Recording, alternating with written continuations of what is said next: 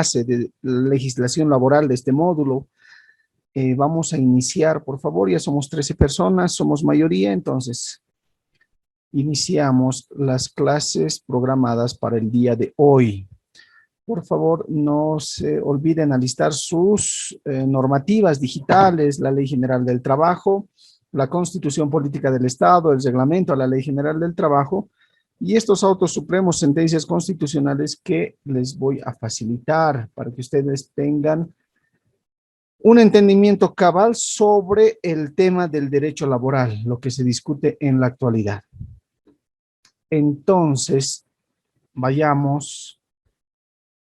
Estábamos haciendo referencia, no se olviden, vamos a contextualizar el tema de las características de la relación laboral. Las características se encuentran establecidas en el Decreto Supremo 23570 del 26 de julio del año 1993 y refrendada también por el Decreto Supremo 28699 del 1 de mayo del año 2006 y constitucionalizada en nuestra Constitución vigente actual, consistente en la prestación de trabajo por cuenta ajena, la relación de dependencia y subordinación y la percepción de remuneración o salario en cualquiera de sus formas y manifestaciones. Hemos visto autos supremos, también hemos manifestado que los sujetos del derecho del trabajo son el trabajador, el empleador y se incorpora el Estado. En un inicio solamente los sujetos del derecho laboral, del derecho del trabajo, era entre el trabajador y el empleador y viceversa. Solamente ambos sectores constituían los sujetos del derecho laboral, pero el Estado se involucra en esa relación laboral ya como sujeto del derecho del trabajo, empieza a regular, empieza a definir ciertas circunstancias en el ámbito del trabajo. Hemos manifestado sobre la constitucionalización del derecho, hemos hecho referencia a los principios del derecho laboral que se encuentran establecidos en el Decreto Supremo 28699. Hemos hecho referencia al principio protector, principio de la continuidad de la relación laboral, principio intervencionista, principio de primacía de la realidad, principio de no discriminación. Dentro de los principios protector, tiene tres formas de aplicación. La regla del indubio pro operario, cuando existe una interpretación, o mejor dicho, cuando existen normas que aparentemente son contradictorias, se debe elegir la interpretación que más favorece al trabajador. En el tema de la norma más favorable, de la misma manera, ustedes recordarán, tienen un trabajo para realizar en ese aspecto, en relación al artículo 120 de la Ley General del Trabajo, que señala respecto a la prescripción de los derechos y acciones en materia laboral, supuestamente prescriben a los 2 años, pero en la Constitución Política del Estado, el artículo 48, señala que son imprescriptibles. Entonces, miren ustedes ahí, existen dos normas que son contradictorias. Por un lado, una norma especial, como es la Ley General del Trabajo, señala 2 años, pero la Constitución señala imprescriptibles. Por lo tanto, este caso es sometido ante el juez, el empleador naturalmente va a decir, ¿verdad? No, a los 2 años no ha reclamado el trabajador, por lo tanto ha prescrito. El trabajador con su abogado dirá, pero la Constitución señala que son imprescriptibles. Entonces, existe una controversia en relación a la prescripción, por lo tanto, ese asunto va a ser dilucidado por los jueces, ¿verdad? Porque por una parte, el empleador señala que prescribe a los 2 años, según el artículo 120, pero el trabajador señala que son imprescriptibles sus derechos. Por lo tanto, existe una controversia, reitero.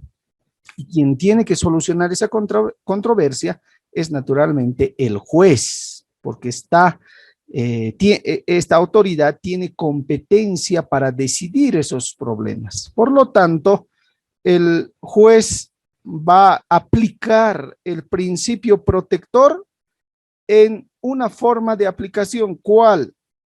La norma más favorable. ¿Cuál es la norma que más favorece al trabajador? No nos olvidemos que el derecho laboral está concebido, si vale el término, para proteger al trabajador por sobre el empleador. Por lo tanto, el juez va a aplicar el principio protector en su regla de la norma más favorable. Y en este caso, ¿cuál es la norma que más favorece? Naturalmente la Constitución, porque señala que los derechos laborales, beneficios sociales, salarios, sueldos, aportes a la seguridad social, no prescriben, son imprescriptibles. Y esa controversia que en un inicio se suscitaba entre el empleador y el trabajador ha sido solucionado por el juez en base a este principio protector de la norma más favorable. Así se aplica estos principios en instancias judiciales. Luego hemos hecho referencia al principio de continuidad y estabilidad laboral. La estabilidad laboral ahora es concebido como un derecho de carácter humano, los derechos humanos laborales. Ustedes van a escuchar mucho hablar sobre los derechos humanos laborales, porque la estabilidad laboral constituye, desde mi punto de vista, el núcleo del derecho laboral. Y esto es así, ¿por qué? Porque si uno como trabajador tiene estabilidad laboral, entonces va a poder desenvolverse en la sociedad. ¿A qué me refiero? Producto del sueldo, del salario que percibe, va a poder pagar alquileres, va a poder pagar la alimentación de su familia, vestimenta de su familia y cualquier otro aspecto que tenga que ver con la familia, ¿verdad?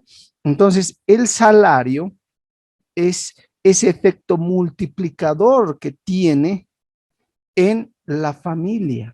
Y la familia es el núcleo de la sociedad, ¿verdad? Esa es la esencia de la sociedad.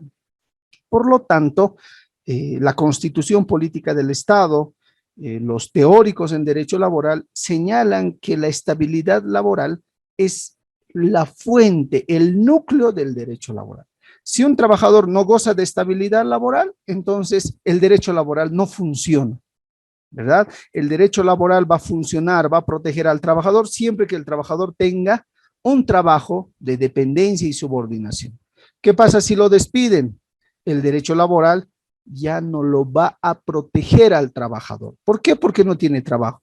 Va a conseguir trabajo inmediatamente, si es una empresa privada, el derecho laboral va a proteger al trabajador. Entonces, ahí radica la importancia en la actualidad de que el Tribunal Constitucional inclusive haya establecido sentencias constitucionales en las que se tienden a proteger al trabajador ante un despido arbitrario, ante un retiro forzoso, ¿verdad? Y la anterior clase, lamentablemente, no encontraba la sentencia constitucional, ustedes recordarán, pero ahora tengo ya la sentencia constitucional. Les voy a compartir lo que les decía en la anterior clase. Seguramente ustedes están viendo ya las sentencias constitucionales. Y esta es la sentencia constitucional plurinacional 1016-2019 S4 del 27 de noviembre del año 2019. Imagínense el año 2019 recién, hace 2 años atrás aproximadamente, el Tribunal Constitucional emitió esta sentencia, esta famosa sentencia en el ámbito laboral, por el cual restringe la imposición de sanciones de manera arbitraria. No olvidemos que el artículo 16 de la Ley General del Trabajo y el artículo 9 del decreto reglamentario establecen causales para la desvinculación de una persona.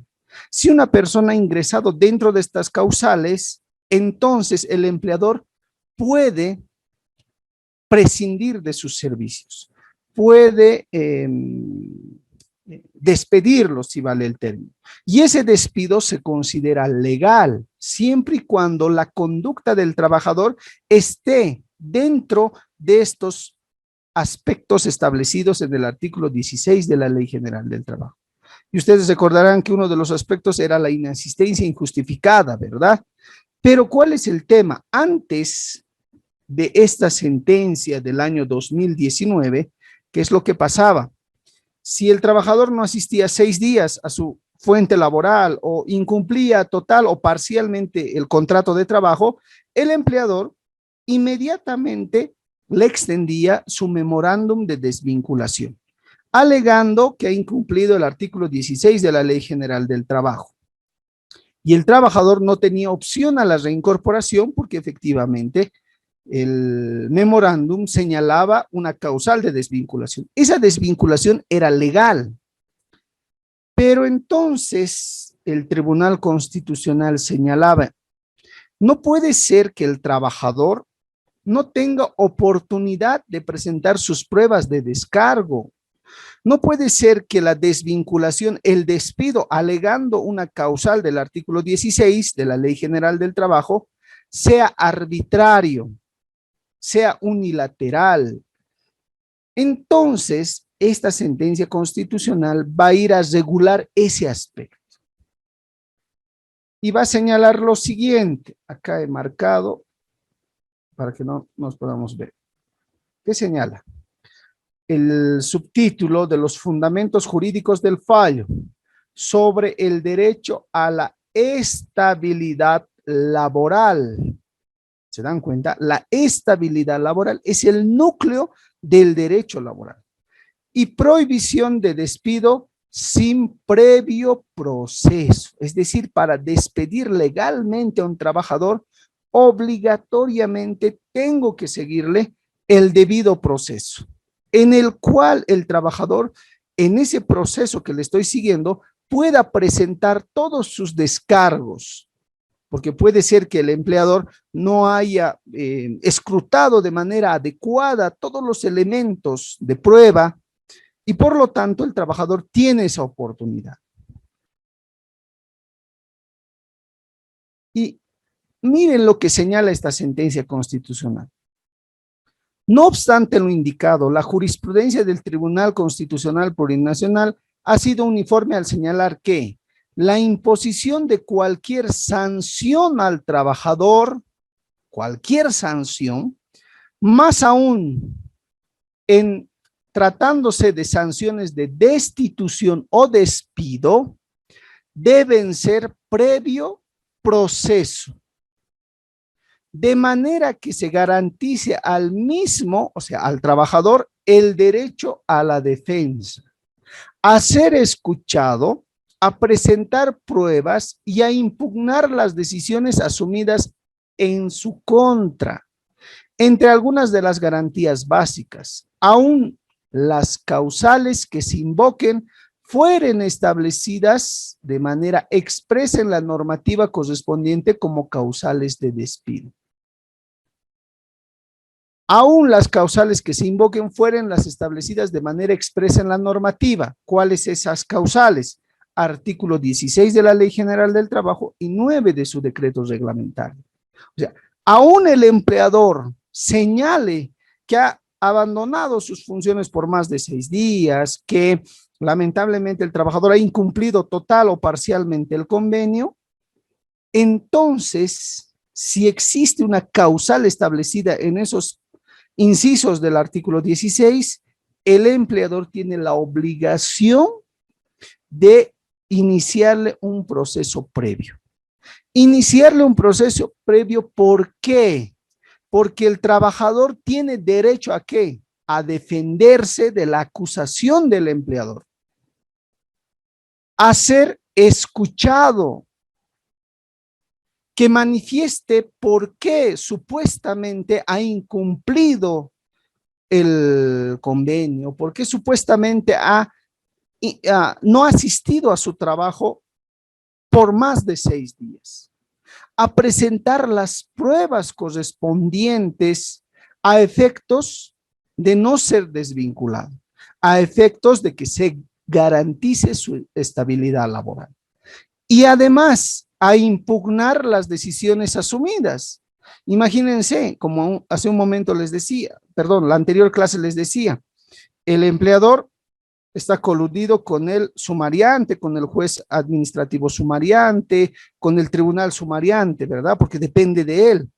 Entonces, yo tengo que tener ese derecho a impugnar esa decisión, a que otra persona, otra institución superior revise los actos de este juez sumariante, de este tribunal sumariante. Por eso les decía, inclusive existe la vía de que todo este proceso sea revisado nuevamente por los jueces laborales. Los jueces laborales van a recibir el caso y van a revisar desde el primer momento si efectivamente se le ha vulnerado los derechos o no se le ha vulnerado los derechos. Por lo tanto, si el juez considera que se ha vulnerado los derechos, que no se le ha dejado presentar pruebas, que no le han dejado que se manifieste el trabajador, no ha asumido la defensa correspondiente, por lo tanto, el juez puede disponer la reincorporación. Esto, claro, a través de un proceso ante los jueces de trabajo y seguridad social. Miren la garantía fundamental que establece el Tribunal Constitucional en relación a los despidos, en relación a las sanciones. No se puede despedir a un trabajador, no se puede sancionar a un trabajador con la desvinculación o con la destitución sin previo proceso. ¿Dónde se encuentra señalado? En esta sentencia constitucional 1016/2019-S4 del 27 de noviembre del año 2019. Pero ahora vayamos a analizar, y eso les he prometido en la anterior clase, el tema de la inasistencia injustificada, porque muchas veces todas las empresas tienen pues un marcado, ¿verdad? Un biométrico, antes eran las tarjetas, mucho más antes los libros, ¿verdad? Donde uno marcaba su asistencia, pero ahora ya todas las empresas, todos los empleadores han optado por el biométrico. Entonces, para nosotros, por ejemplo, resulta hasta inexplicable que tenga que seguirle un debido proceso a un trabajador cuando el biométrico señala que ha faltado más de 6 días al trabajo. Esa sería la prueba contundente de que efectivamente el trabajador no ha asistido a su trabajo. Y al no haber asistido a su trabajo, yo debiera extenderle como empleador un memorándum de desvinculación, porque el artículo 16 de la Ley General del Trabajo señala que es causal de destitución el no asistir a la fuente laboral por más de 6 días continuos, ¿verdad? ¿Por qué tendría que iniciar un proceso previo? Porque naturalmente existe una prueba contundente en relación a los biométricos que no ha marcado durante más de 6 días el trabajador. Ese caso ha sido sometido al Tribunal Constitucional y el Tribunal Constitucional ha emitido la siguiente sentencia constitucional.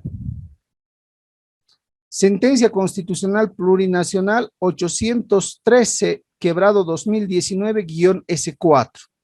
Estas sentencias, si ustedes se dan cuenta, han sido emitidas para resguardar ¿qué? Para resguardar el derecho a la estabilidad laboral. Ese es el núcleo fundamental del derecho laboral, la estabilidad laboral. Sentencia Constitucional del 12 de septiembre del año 2019, 813/2019-S4, por el cual señala lo siguiente. La aplicación de la sanción de despido del trabajador por causa de inasistencia injustificada al trabajo previo proceso. O sea, así tenga un control de biométrico que establece que ese trabajador no ha asistido más de 10 días y por lo tanto está dentro de las causales del artículo 16, de igual manera, de forma obligatoria, tengo que necesariamente iniciarle un previo proceso. Y ustedes se preguntarán, ¿pero por qué? Y esta sentencia constitucional va a señalar lo siguiente. En ese sentido, si bien es evidente que el ordenamiento jurídico aplicable tanto al ámbito público como privado ha establecido que el abandono de funciones por un periodo de 3 días hábiles consecutivos o 6 días discontinuos en un mes, no debidamente justificados, se constituye en una causa legal de despido del trabajador o servidor público. Dicha disposición legal debe ser interpretada y aplicada a la luz de los principios, valores, derechos y garantías constitucionales consagrados en la norma suprema, tomando en cuenta que el Estado tiene como mandato esencial, conforme lo determinado en el artículo 9, garantizar el cumplimiento de los principios, valores, derechos y garantías, además del acceso de las personas al trabajo, entre otros. Consiguientemente, para aplicar, lo he subrayado, la sanción de destitución por la indicada causa legal de desvinculación laboral, ¿cuál es? El abandono de funciones del trabajador, en atención a la condición expuesta jurídicamente, es decir, el abandono de funciones no se encuentre debidamente justificado, debe existir necesariamente un debido proceso. ¿Por qué? En el que se otorgue la posibilidad al trabajador de presentar sus justificativos o pruebas respecto de lo acontecido en su caso. O sea, ¿qué es lo que pasó? ¿Por qué el trabajador no pudo asistir durante 7 días, 10 días? Algo ha debido pasar, entonces tenemos que darle la oportunidad, eso señala el Tribunal Constitucional, de que el trabajador pueda justificar su inasistencia, tanto en el ámbito privado como en el ámbito público. Ojo, en los dos ámbitos.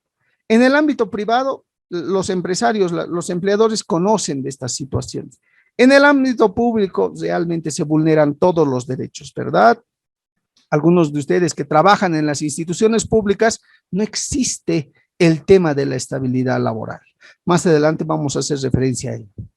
Seguimos explicando las circunstancias que ocasionaron su inasistencia, de manera que se analicen y consideren las causas de justificación aplicables a cada caso, pues no resultaría acorde a los postulados constitucionales antes descritos que la aplicación de la referida falta sea simplemente un acto mecánico de mera subsunción unilateral del empleador sin que se otorgue la posibilidad al trabajador de escuchar las razones de su inasistencia. Es decir, el empleador no ha asistido más de 7 días, por lo tanto, ha ingresado en una de las causales del artículo 16. Le voy a cursar el memorándum correspondiente de desvinculación y punto. Eso implica una mera subsunción unilateral del empleador, ¿verdad? Está subsumiendo el hecho a la norma. ¿Qué ha acontecido en el hecho? Más de 6 días de inasistencia. ¿Qué dice la norma? Más de 6 días de inasistencia podrá despedir legalmente el empleador. Entonces está subsumiendo el empleador, pero lo está haciendo de manera unilateral. No le está otorgando la posibilidad al trabajador de escuchar las razones por las cuales no está pudiendo asistir a su fuente laboral.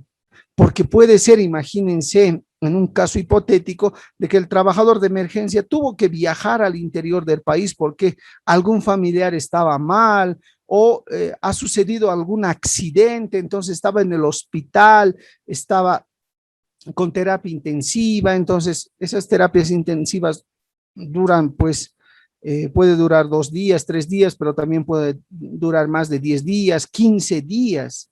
Entonces, esta sentencia señala que se le tiene que otorgar al trabajador esa posibilidad de que pueda justificar su inasistencia. ¿Qué es lo que realmente ha pasado?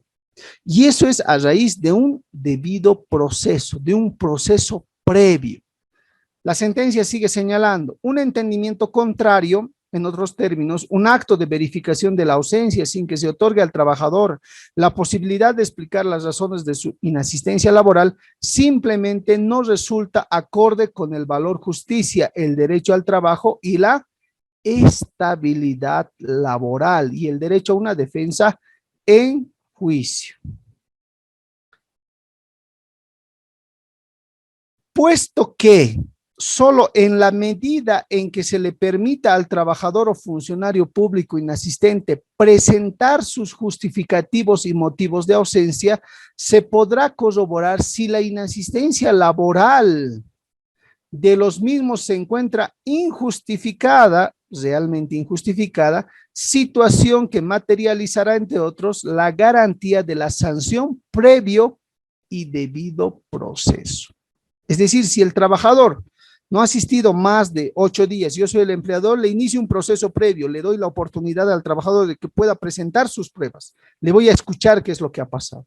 Y si el trabajador no tiene pruebas, no viene al proceso que le he iniciado, simplemente omite todo el proceso previo el trabajador, entonces lógicamente yo he asegurado el debido proceso, el proceso previo al trabajador, y si el trabajador no se ha defendido en ese proceso, no ha presentado los descargos, no ha presentado las pruebas, entonces la sanción será de destitución.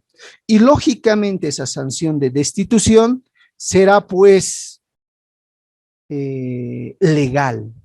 Y por lo tanto, el trabajador no podrá solicitar su reincorporación. Ojo.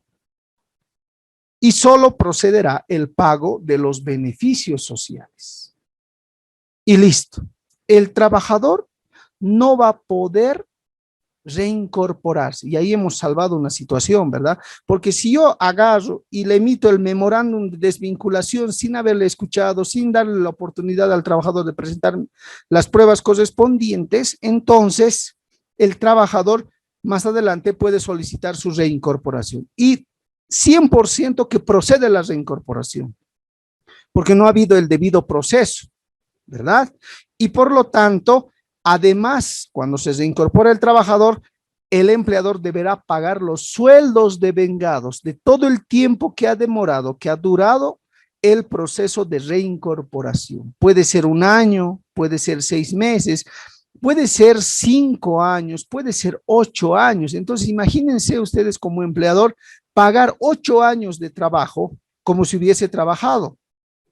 Para el trabajador, bien, chocho, feliz, ¿verdad? Porque va a cobrar una buena suma de dinero, pero para el empleador es un costo.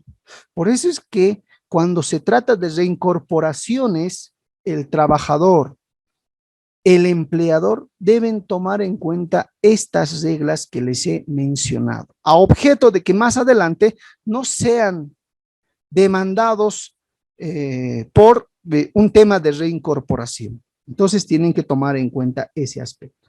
Ahora bien, les voy a mencionar una joyita más de una sentencia constitucional y es esta, que hace referencia a los bloqueos. Generalmente en las ciudades, capitales de departamento tenemos muchos bloqueos, ¿verdad? Tenemos muchas situaciones en las que no podemos asistir a nuestra fuente laboral o llegamos tarde por consecuencia de estos bloqueos. Entonces, estos bloqueos, esta paralización de actividades, constituye fuerza mayor. Por lo tanto, si el trabajador no acude a su centro laboral por existir estos bloqueos, esta sentencia constitucional plurinacional del año 2017-0821-S2 del 14 de agosto ha establecido que la inasistencia a fuente laboral por fuerza mayor, como los bloqueos, no constituye falta injustificada y por lo tanto no se debe sancionar con falta. Imagínense cómo el Tribunal Constitucional está protegiendo a los trabajadores. Principio protector. Miren cómo estos principios se utilizan en materia laboral. Vayamos a los fundamentos jurídicos que he subrayado para que podamos tener una idea clara. Sobre la inasistencia injustificada como falta disciplinaria. Así las cosas, tenemos que el ordenamiento jurídico disciplinario de nuestro Estado, ya sea en el ámbito público y privado, se incorporó a la inasistencia injustificada como falta disciplinaria, con la finalidad de castigar al trabajador o servidor público que no asistió a su fuente laboral cierta cantidad de días y sin justa causa. Sin embargo, en mérito a la constitucionalización del ordenamiento infraconstitucional y la protección primordial del derecho al trabajo como principal fuerza productiva de la sociedad, esta falta disciplinaria no debe ser entendida como aquella conducta que debe ser sancionada por la mera subsunción mecánica y rígida de los hechos al tipo disciplinario previsto en las normas, sino más bien debe ser una falta en la que previamente se realice una valoración de las pruebas, de los hechos acontecidos, las circunstancias que rodean estos hechos, las causas de justificación aplicables a cada caso, para luego contrastarla con las disposiciones legales aplicables a los hechos de investigación y finalmente emitir la determinación final. Para que el legislador, al establecer la falta disciplinaria, la falta de inasistencia injustificada, lo hizo pensando justamente en otorgar al trabajador o al servidor público la posibilidad de justificar su inconcurrencia de forma previa a cualquier sanción. Es menester señalar acá que para la configuración de la falta de la inasistencia injustificada, no solo se requiere que el trabajador o servidor público haya faltado a su fuente de trabajo, sino que éste haya tenido el ánimo de infringir dicha disposición, es decir, que haya tenido la voluntad de inasistir a su fuente laboral, razón por la que mal podría constituirse esta falta por hechos o casos fortuitos o de fuerza mayor que son ajenos a la voluntad de la persona, puesto que en estos casos se entiende que no tuvo la intención ni ánimo de faltar a su trabajo, sino que fueron otras fuerzas externas y entendibles le impidieron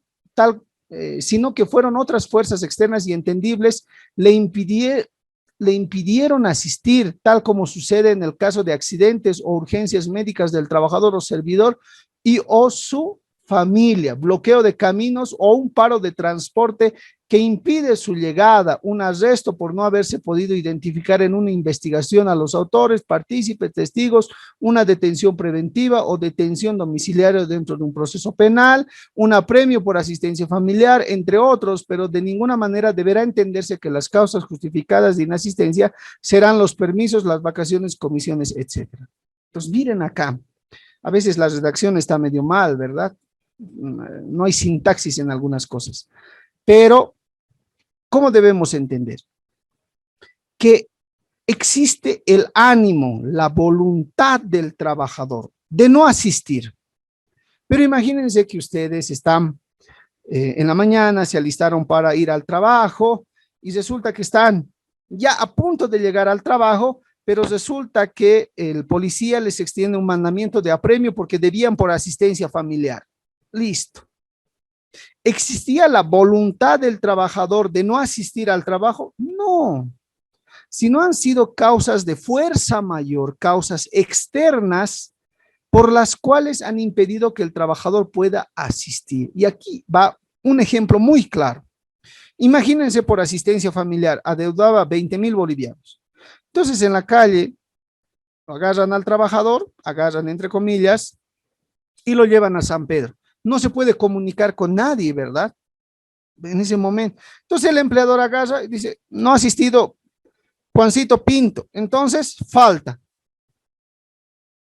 ¿Se dan cuenta cómo se tiene que otorgar la posibilidad al trabajador de presentar todos sus descargos, de presentar todas sus pruebas para realmente determinar si el trabajador tenía la voluntad, tenía la intención de no asistir al trabajo?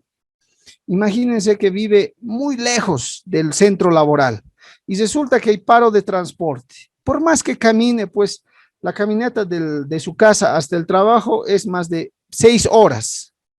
Entonces no va a llegar a su trabajo. ¿Ese trabajo tenía la intención de no asistir a su fuente laboral? No. eran causas externas de fuerza mayor que le han impedido acudir a su trabajo. Entonces, la sentencia constitucional que les estoy leyendo señala que en ese caso no puede ser considerado como inasistencia injustificada. Imagínense que ese trabajador ha sufrido un accidente, como les decía. No solamente un accidente. Imagínense que el hijo ha sufrido un accidente. Él le comunican al trabajador, el trabajador no va a ir a su trabajo, ¿verdad? Por favor, señor empleador, mire, mi hijo. Recibe la llamada, como es familiar, inmediatamente se constituye en el lugar, ¿verdad? No le importa el trabajo, no le importan otras cosas, le importa la salud de su hijo, de su familia. Entonces el empleador no puede señalar que la inasistencia es sujeta a sanción porque no ha asistido el trabajador. Tiene que existir la posibilidad de escucharle al trabajador, de que el trabajador pueda presentar las pruebas correspondientes por las cuales no ha podido asistir a su fuente laboral. Entonces, el trabajador en este caso presentará los certificados médicos, presentará las facturas de los medicamentos que ha comprado, de las cirugías. Entonces, esas pruebas constituyen una prueba material por el cual el trabajador está justificando su inasistencia al trabajo. Por lo tanto, el empleador no debe tomar esa inasistencia como injustificada. Al contrario, la inasistencia está justificada, ¿verdad? Por lo tanto, no corresponde aplicar una sanción disciplinaria al trabajador. Miren cómo, vamos a nuestras diapositivas, cómo no solamente los jueces, nuestros legisladores, las autoridades que se encuentran en el Ministerio de Trabajo, tienen que proteger la estabilidad laboral y la continuidad laboral. Son un aspecto esencial del derecho laboral. Todas estas normas que hemos leído, todas estas sentencias que hemos leído, tienen por finalidad que tienen un objetivo en común: garantizar la continuidad del trabajador en su fuente laboral, garantizar el derecho a la estabilidad laboral. ¿Se dan cuenta cómo funciona el principio de continuidad y estabilidad laboral? La larga duración a la relación laboral, cuya finalidad es la conservación de la fuente laboral. Se da preferencia a los contratos de duración indefinida. Claro, por eso es que la Ley General del Trabajo señala que cuando se hace un contrato de manera verbal, se asume, se presume que es por tiempo indefinido. Entonces, los 3 primeros meses serán pues los de término de prueba. Por eso es necesario realizar contratos de carácter escrito cuando van a ser simplemente temporales, a plazo fijo, eventuales, etcétera. Pero eso más adelante vamos a ver para que ustedes tengan una idea clara sobre ese tema. El otro principio fundamental tiene que ver con la irrenunciabilidad de los derechos laborales. ¿Qué sucede acá? Muchas veces, como el empleador tiene los medios de producción, el empleador tiene las maquinarias, el empleador tiene las instalaciones, etcétera, etcétera, tiene el poder de mando, tiene el poder de dirección. Entonces, ¿qué es lo que pasa? Muchas veces se dio este caso, un claro ejemplo, en relación al segundo aguinaldo. El año 2013, el año 2014 y 18, si no me equivoco, teníamos en Bolivia el segundo aguinaldo, ¿verdad? Cuando el Producto Interno Bruto supere el 4.5%, entonces las empresas y las instituciones públicas también debieran garantizar el segundo aguinaldo, ¿verdad? Durante 3 años hemos tenido el segundo aguinaldo. Y los siguientes años, inclusive año pasado, no ha crecido el PIB en el 4.5%, ¿verdad? Estaba por debajo del 4.5%. Entonces los empleadores señalaban, no es posible que yo pueda pagar un segundo aguinaldo. El primer aguinaldo no tengo problema, está por ley. Tengo que pagar el primer aguinaldo. ¿Por qué? Porque yo voy a prever esa situación desde un inicio, ¿verdad? Yo sé que tengo que pagar 12 sueldos al año. y un sueldo adicional que constituye el aguinaldo. Entonces, 13 sueldos. Todos los empleadores saben esa situación. Entonces, resulta que esta norma se promulga el año 2013, si no me falla la memoria, en el mes de septiembre aproximadamente. Entonces, el empleador no podía prever ese pago del segundo aguinaldo, ¿verdad? Entonces, se promulga la norma y el empleador está en aprietos porque no sabe de dónde va a sacar ese dinero, ese 13º sueldo, perdón, ese 14º sueldo, porque 13º sueldo, ese era el aguinaldo. Entonces, hacía firmar a sus trabajadores una nota, una carta de que el trabajador estaba renunciando al segundo aguinaldo. O sea, de que se le iba a pagar todo su sueldo, se le iba a pagar el aguinaldo de Navidad, pero no se le iba a pagar el aguinaldo segundo, el segundo aguinaldo, bajo el pretexto de que o firmas este acuerdo por el cual estás renunciando a tu derecho del segundo aguinaldo, o simplemente te despedimos porque no tenemos la capacidad para pagarte ese aguinaldo correspondiente. Entonces el trabajador decía, prefiero que me paguen mi aguinaldo, pero mi primer aguinaldo está, me van a pagar, ¿verdad? Sí, le decía el empleador. Entonces, no hay problema, voy a tener que renunciar a mi segundo aguinaldo. Y los trabajadores firmaban acuerdos de renuncia de pago del segundo aguinaldo.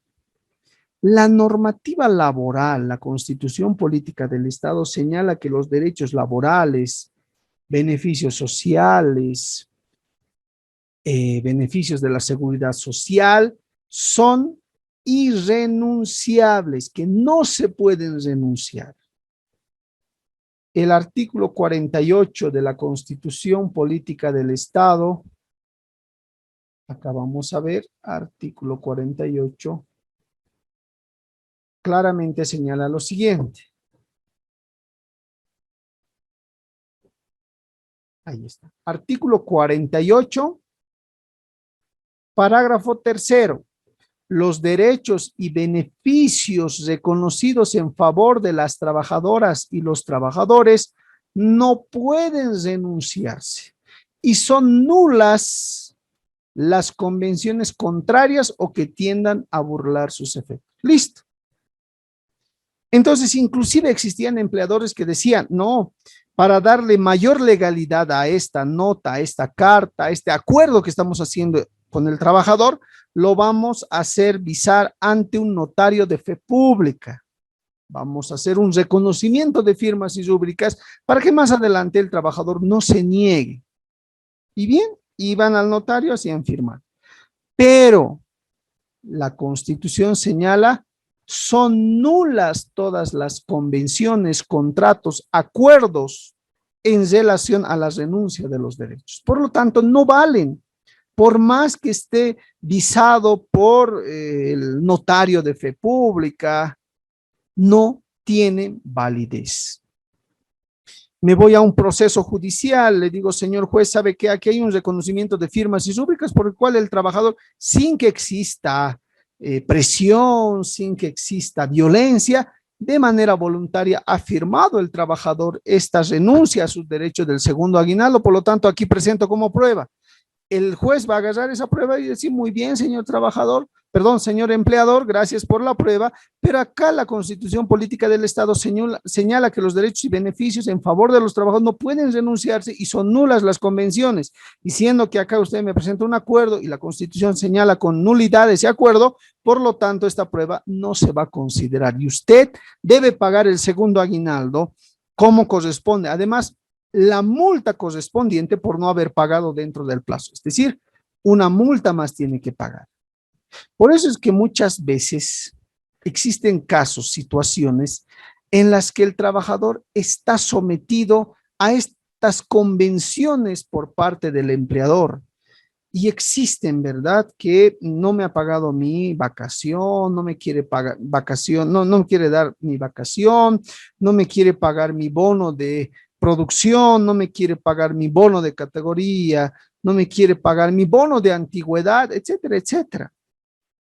Entonces, muchas veces cuando me consultan en esas circunstancias los trabajadores, yo les digo, no se hagan problema. ¿Por qué? Porque si el trabajador va a reclamarle al empleador, señor empleador, no me está pagando mi bono, aquí la Constitución Política del Estado, la Ley General del Trabajo, el decreto reglamentario, le adjunto 20 sentencias constitucionales por el cual me tiene que pagar mi bono de antigüedad y usted no lo está haciendo. ¿Qué es lo que va a surgir? El empleador lo va a considerar como la oveja negra de los trabajadores y le va a hacer la vida imposible al trabajador, ¿verdad? Va a ingresar en el tema del acoso laboral porque va a decir, este trabajador me está reclamando, entonces sáquenlo como sea. Esa es la percepción muchas veces del empleador. Entonces, para que no exista ese problema, como los derechos laborales son inembargables, son imprescriptibles, que no prescriben, entonces que siga trabajando hasta que el trabajador decida desvincularse. Digamos, ha trabajado 8 años y en los 8 años no le han pagado su bono de antigüedad, no le han pagado los aguinaldos, solo le pagaban su sueldo. Ah, muy bien, después de los 8 años, inicia un proceso y solicita el bono de antigüedad desde que ha ingresado hasta la finalización. Solicita los aguinaldos desde que ha ingresado hasta la finalización. O puede ser que no le han pagado 3 años, entonces solicita de esos 3 años. ¿Por qué?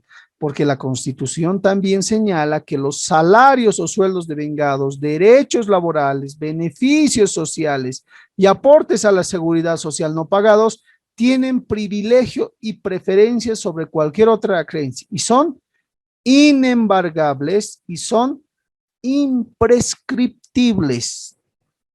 Entonces, yo les digo a los trabajadores, considérenlo como un ahorro, ¿verdad?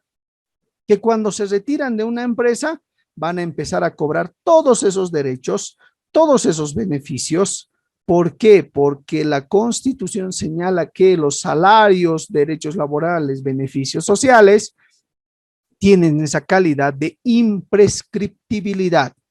Y por lo tanto, en su momento el empleador tendrá que demostrar, ¿verdad? Ahorita vamos a ver ese principio en relación al principio de inversión de la prueba. Entonces ya entendemos bien lo que es el principio de irrenunciabilidad.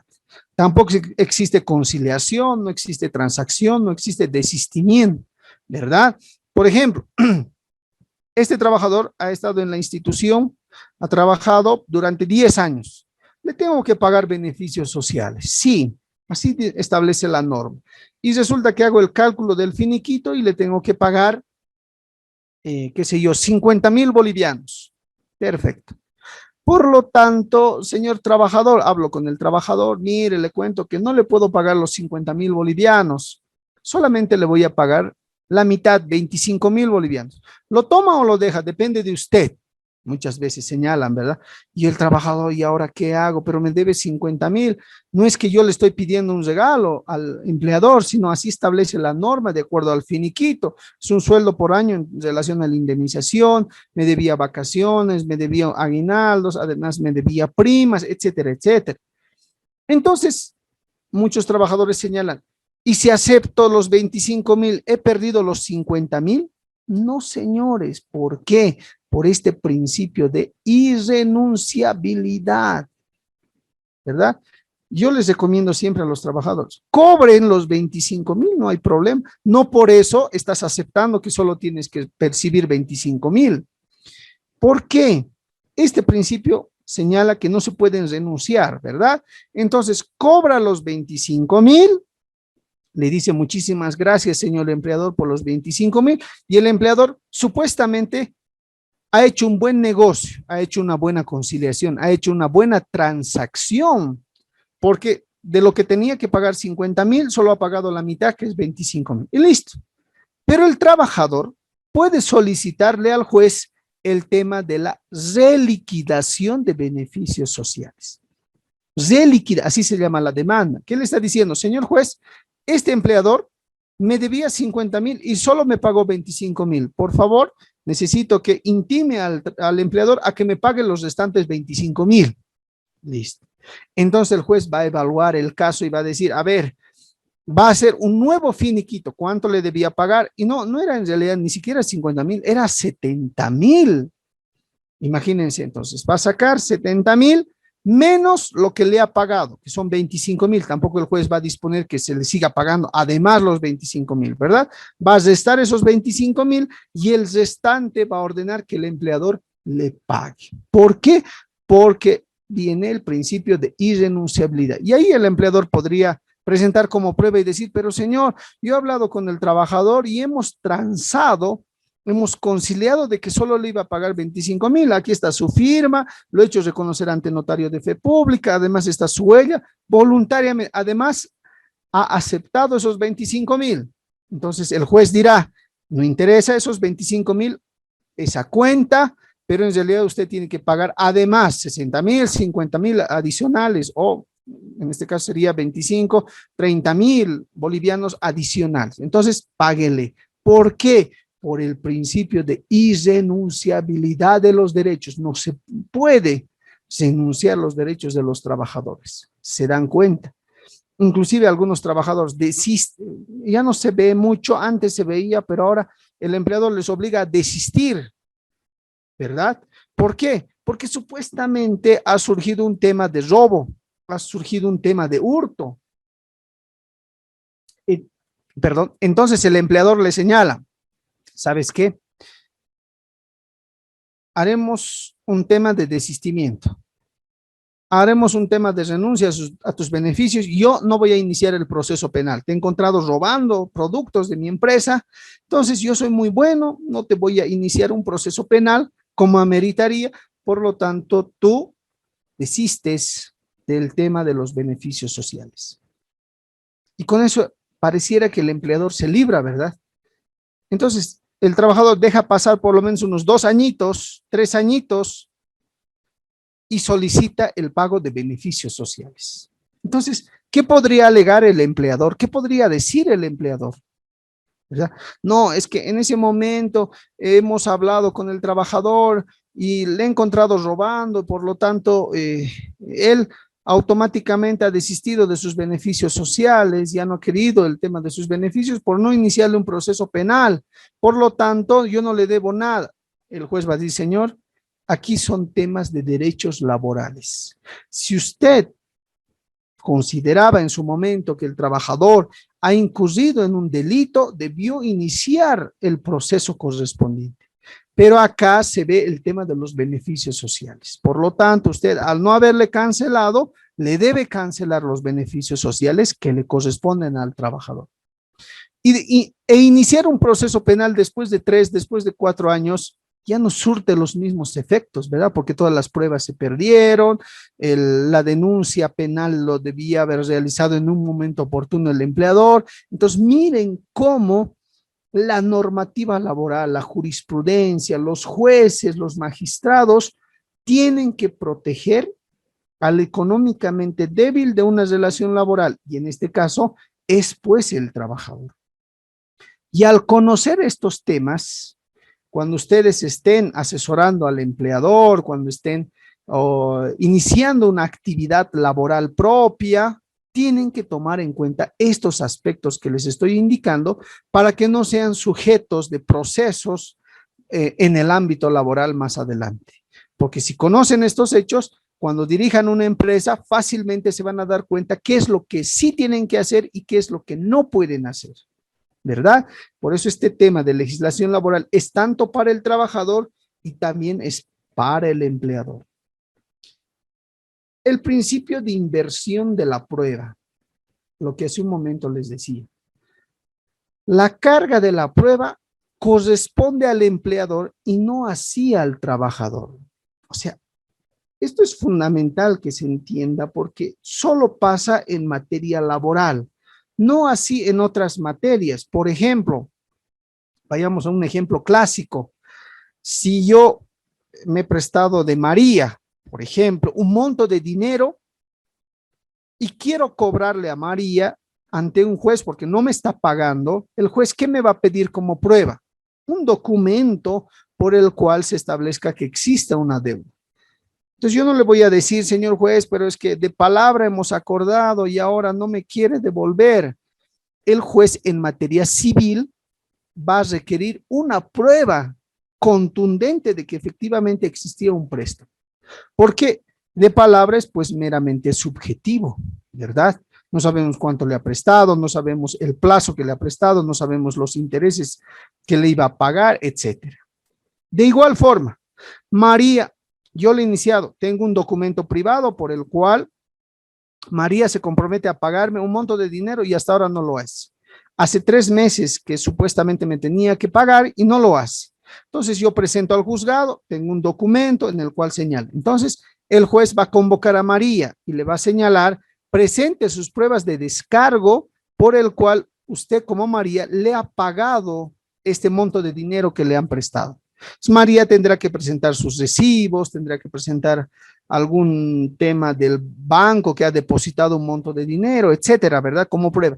Ambas partes presentan sus pruebas, tanto el acreedor como el deudor, ¿verdad? En materia laboral cambia, por eso se llama inversión de la prueba, se invierte.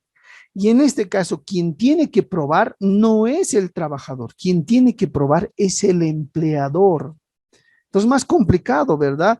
Porque muchas veces el trabajador señala, no me pagó mi aguinaldo, no me pagó mi prima, no me pagó mis sueldos de vengados de 3 meses, no me ha pagado, no me ha dejado salir de vacaciones, etcétera, etcétera. ¿Y quién tiene que probar? No el trabajador, porque se entiende que quien tiene los documentos no es pues el trabajador, es el empleador, porque muchas veces el empleador, ¿qué es lo que hace?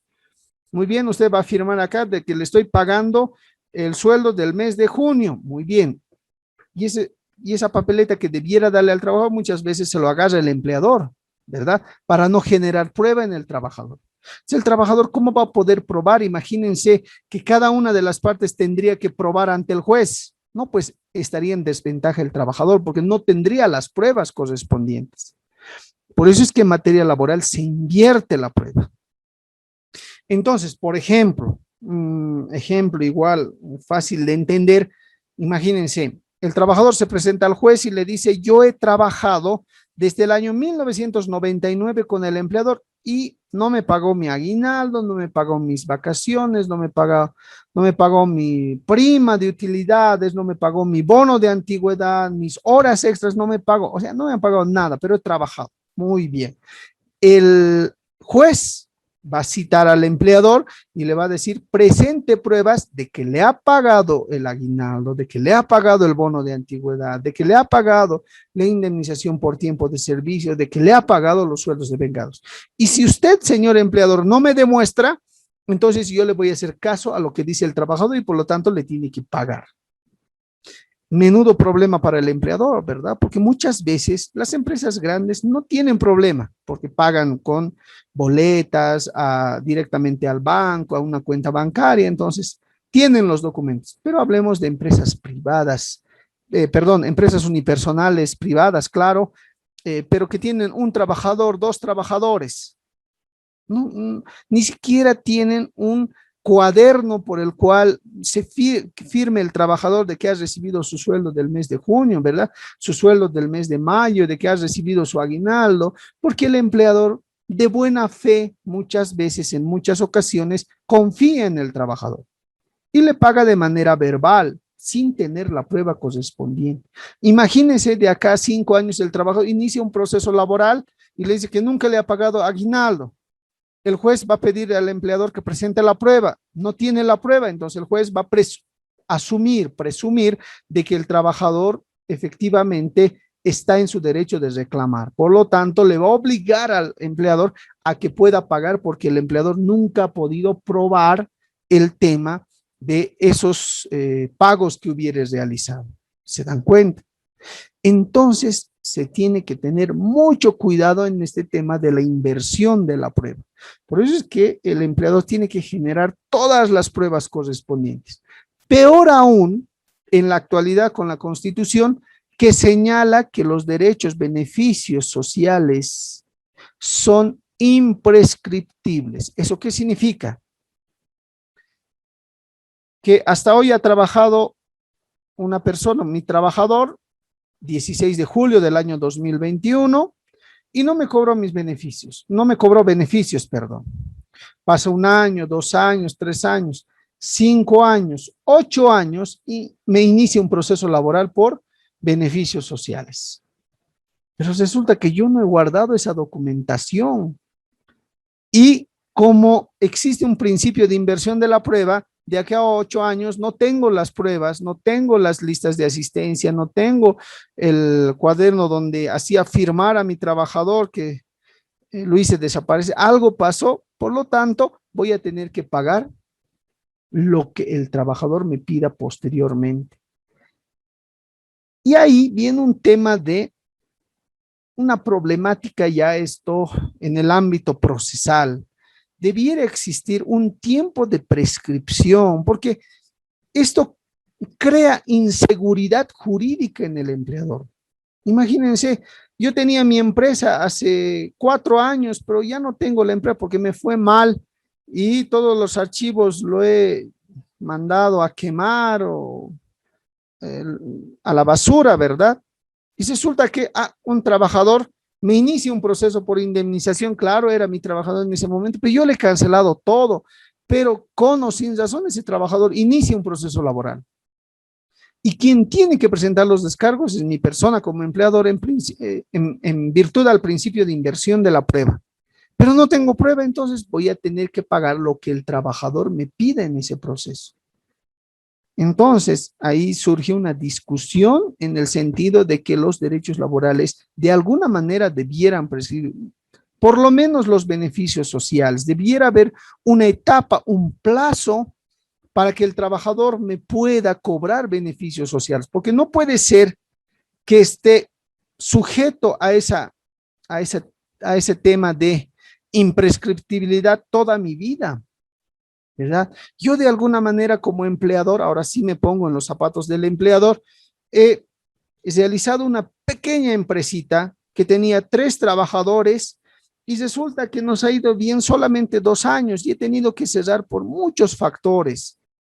Y hasta el día que me muera, tengo que estar guardando esos documentos de descargos, porque no vaya a ser de acá a unos 10 años que ese trabajador me inicie un proceso laboral, ¿verdad? Entonces, un tema de discusión, sí, existe un tema de discusión, yo estoy a favor, por eso es que la Ley General del Trabajo en el artículo 120 establecía que se prescriben los derechos en el término de 2 años, cosa que si el trabajador en ese término no reclamaba sus derechos, se entendía que estaba de acuerdo y por lo tanto no podía cobrar posteriormente. Pero ahora la Constitución señala imprescriptible, por eso le señalo que cualquier documentación que se haya generado en la empresa, libros, planillas de sueldos, etcétera, deben resguardar, deben estar a buen resguardo porque uno no sabe cuándo el trabajador va a iniciar un proceso laboral por el tema de la imprescriptibilidad de beneficios sociales. Por eso es necesario, imagínense, ¿qué es lo que pasa? El trabajador ha dejado la actividad laboral, ha renunciado y nosotros como empleadores tenemos 15 días para pagar beneficios sociales. Ese es el plazo que nos otorga la norma. El decreto supremo 28.699 establece que una vez desvinculado el trabajador, se le tiene que pagar en el plazo de 15 días sus beneficios sociales.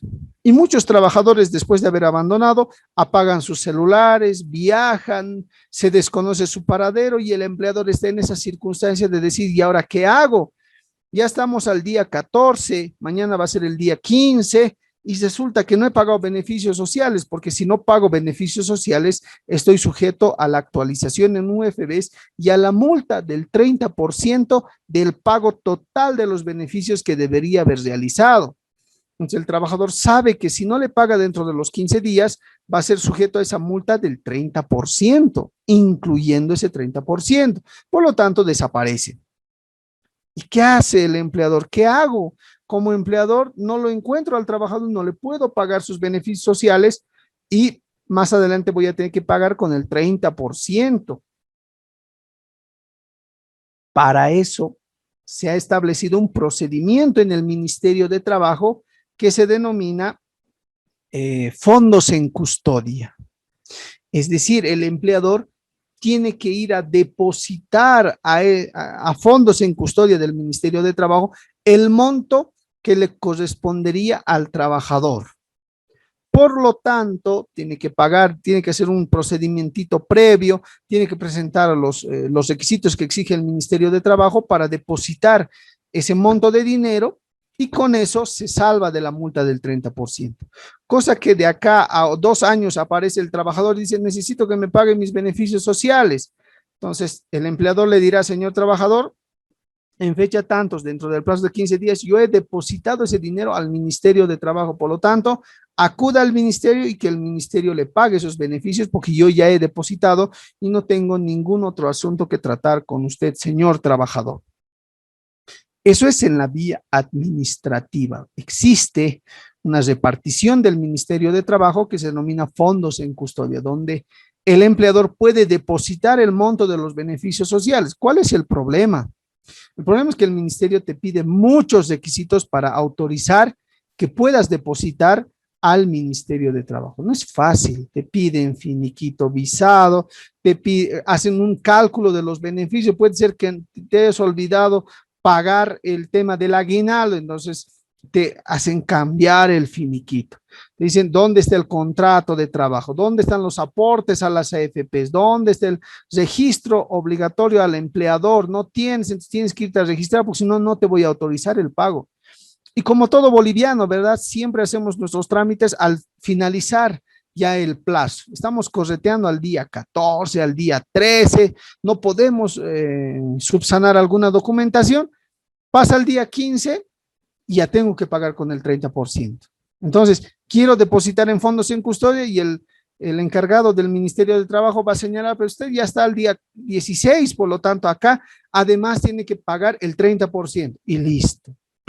Todo un problema, ¿verdad? Ante el Ministerio de Trabajo. Lamentablemente es así, los que tal vez ya han estado en esta situación, saben de lo que estoy hablando y los que todavía no están, ese es el problema que existe en el Ministerio de Trabajo. Son excesivos con revisar cada detalle por parte del trabajador y te observan cualquier circunstancia. Entonces, para esa circunstancia existe otra alternativa que no es el Ministerio de Trabajo. Y la otra alternativa tiene que ver con los juzgados de trabajo y seguridad social. Es decir, yo puedo presentar el monto, es una demanda que se realiza ante el Ministerio de Trabajo que se denomina pago en consignación.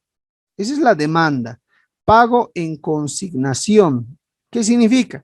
En la demandita se hace una pequeña demanda y se refiere, ¿verdad? En fecha tantos, el trabajador ha renunciado, a la fecha no aparece, es imposible ubicarlo, le he llamado varias veces, por lo tanto, a efectos de no correr con la multa del 30%, oferto el pago, es decir, pago en consignación. Entonces, en el juzgado se solicita el tema de un formulario para pagar el monto que establece los beneficios sociales. El juez no va a realizar ninguna observación. Simplemente va a extender ese formulario y con ese formulario se paga en fondos del Consejo de la Magistratura, se deposita el dinero en esa cuenta del Consejo de la Magistratura y se hace conocer al juez de que se ha pagado los beneficios sociales. El juez va a señalar que se notifica al trabajador y si el trabajador está en desacuerdo, entonces ahí se va a volver un hecho controvertido y el juez al final va a tener que decidir si efectivamente el monto que ha depositado el empleador es el correcto o es el incorrecto. Pero esa situación de acudir al juez se lo tiene que realizar dentro de los 15 días, obligatoriamente. Lo bueno de los juzgados es que no revisan el monto de la cuantía, es decir, les entregan un formulario en Secretaría de Juzgado, ustedes depositan el monto que consideran le corresponde al trabajador, depositan en el Consejo de la Magistratura y con eso le notifican al trabajador y ahí murió todo, como se dice, coloquialmente hablando. Y si el trabajador está en desacuerdo, ya el juez verá si efectivamente el monto es el correcto o el incorrecto, y al final eso va a emerger en un proceso. Pero miren, eso es lo bueno de juzgados, que no verifican el monto, mientras que en el ministerio sí verifican el monto, sí verifican cada detalle, y para autorizarte el depósito en fondos en custodia, se debe seguir un procedimiento. Esas son las dos alternativas para no incurrir en la multa del 30% cuando un trabajador ha sido desvinculado de una institución. Entonces ahí tiene que ver y tiene mucha relación con el principio de inversión de la prueba. La carga de la prueba corresponde al empleador. De acá a 10 años me inician un proceso porque nunca he pagado beneficios sociales. No, señores, aquí tengo el depósito que he hecho en fondos en custodia por el cual se establece el pago de este monto. Por lo tanto, no tiene por qué cobrarme beneficios sociales. O acá tengo una decisión de la autoridad judicial por el cual he hecho el depósito en el Consejo de la Magistratura de los beneficios sociales. Por lo tanto, no tengo por qué pagar beneficios sociales, ¿verdad? La carga de la prueba le corresponde al empleador y no así al trabajador. Otro de los principios tiene que ver con el principio de la primacía de la realidad, donde prevalece la veracidad de los hechos a lo determinado por acuerdo de partes en los documentos. Y hay un pequeño dibujito que es muy interesante que nos ayuda a entender este principio. El empleador le señala a su trabajador, le vamos a firmar un contrato de 5 minutos y luego ya veremos. Y así sucede en verdad. O sea, vamos a firmar un contrato eventual de 2 meses. Termina antes de los 2 meses, le dice, vamos a firmar otro contrato de 1 mes. Otro contrato de 1 mes. Ya está terminando un mes, vamos a firmar otro contrato de 2 meses. ¿Esto para qué? Para no pagar beneficios sociales, y no pagar derechos laborales. Entonces, la formalidad está en los contratos, ¿verdad?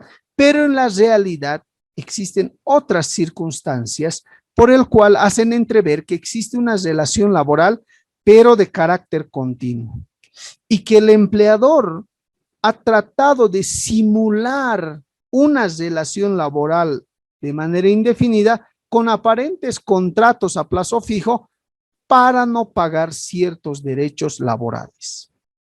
Entonces, en esa circunstancia, existe lo que se denomina primacía de la realidad.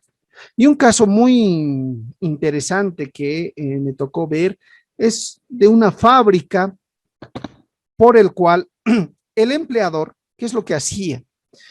Lo que hacía era establecer los horarios de trabajo, 8 horas en el día, para tratar de cumplir lo que dice la Ley General del Trabajo.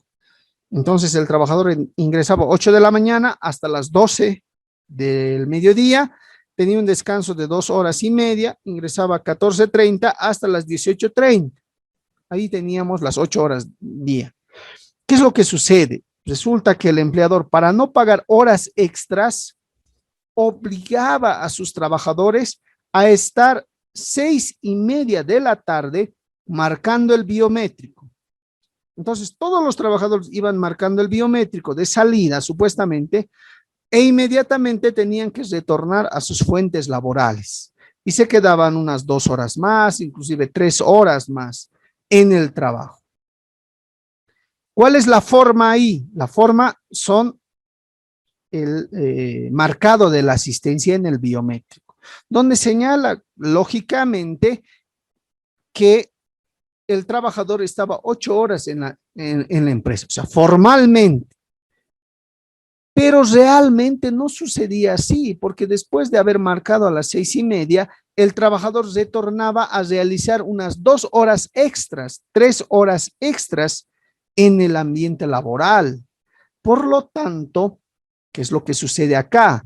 El juez verifica y señala, si bien es evidente que existe un marcado de ingreso, un marcado de salida de 8 horas en el trabajo, los trabajadores han demostrado a través de declaración testifical, a través de cámaras de seguridad, porque en la cámara de seguridad claramente se evidencia que el trabajador, después de marcado, volvía a su trabajo. O sea, ¿con qué intención volvía? Y salía de las instalaciones laborales a las 8 de la noche, 9 de la noche. Entonces, primacía de la realidad. Los vecinos del lugar como testigos, sí, ¿a qué hora varios trabajadores salían? Sí, siempre salían a las 8 de la noche, a las 9. Ah, el juez tenía dos elementos de prueba.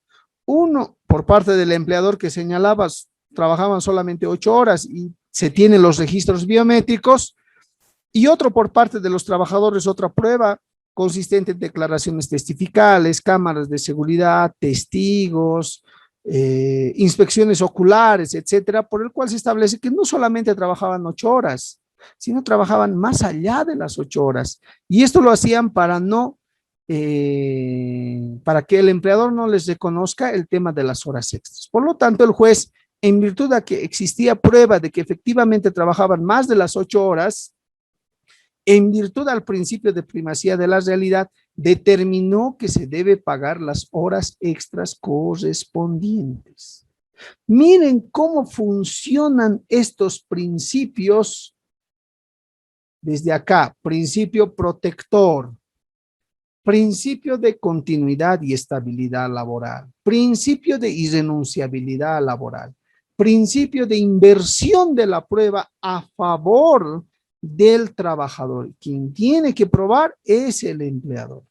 Principio de primacía de la realidad. No interesa lo que diga en el contrato de trabajo, lo que sí interesa es lo que en realidad ocurre en los centros laborales.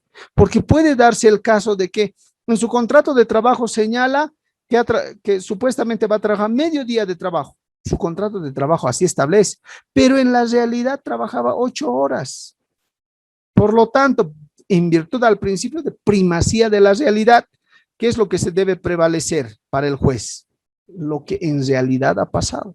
No lo que dice el contrato puede decir pocas cositas, pero en realidad ha trabajado 8 horas y no las 4 horas que dice su contrato. Por lo tanto, primacía de la realidad. Otro de los principios, principio intervencionista, ya les he manifestado este principio, ¿verdad? Que el Estado a través de sus órganos competentes ejerce tuición sobre las relaciones laborales a efectos del cumplimiento de los derechos sociales de los sujetos de la relación laboral. El Estado se involucra y es un sujeto del derecho laboral, el trabajador, el empleador y el Estado. ¿Para qué? Para controlar, para supervisar que el empleador no vulnere los derechos laborales. Por eso interviene el Estado. Interviene para resguardar los derechos de los trabajadores. Pero acá tenemos que tomar en cuenta lo siguiente. Y aquí está este tema. La doble personalidad del Estado. El Estado interviene en las relaciones laborales, es protector de las relaciones laborales. Sí, así establece la Constitución Política del Estado. Recordarán ustedes en el artículo 50 que establece que el Estado resuelve todos los conflictos laborales, todos los conflictos emergentes de una relación laboral. Hasta ahí todo bien.